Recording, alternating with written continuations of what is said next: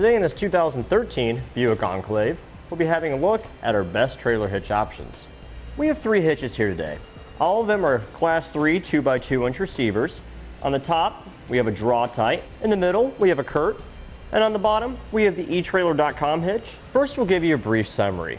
As far as towing use goes, we found the Draw-Tite hitch here to be the better option, simply because it does have an electrical mounting bracket in order to mount any of our wiring harnesses that we may need to tow our trailer, such as a 4-pole flat or a 7-way RV.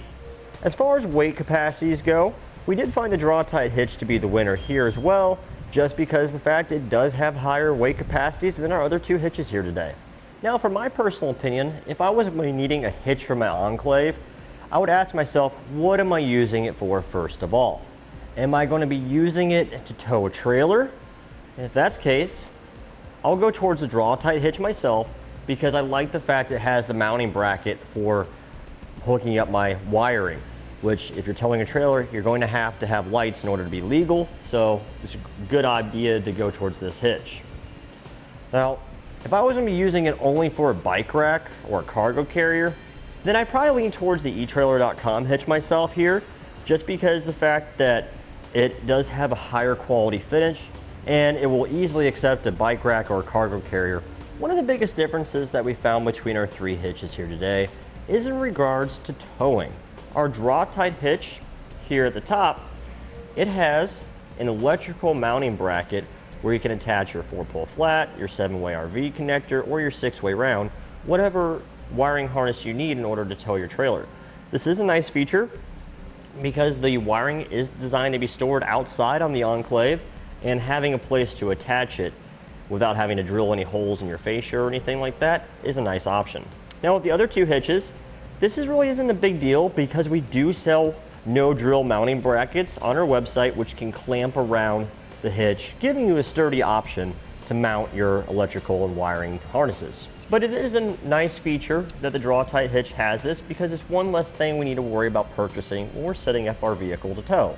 Also, in regards to towing, our Draw-Tite hitch has a slightly different safety chain loop setup. It's got a rolled steel design versus a plate style that our Curt and our etrailer hitch have. Both of these are in the same general location and about the same size holes. They both will accept large diameter safety chain hooks without a problem. So it's just personal preference which style works best for you.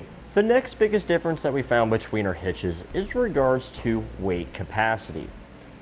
Our Draw-Tite hitch here does have the highest weight capacity of all the hitches, with a 750-pound max tongue weight rating, and that's the amount forcing down, and a 5,000-pound max gross trailer weight rating, which is the amount it can pull.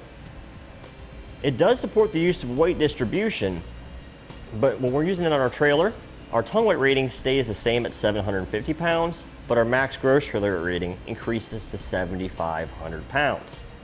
Both our Curt and our etrailer.com hitch, their max tongue weight rating is 500 pounds with a max gross trailer weight rating of 5,000 pounds.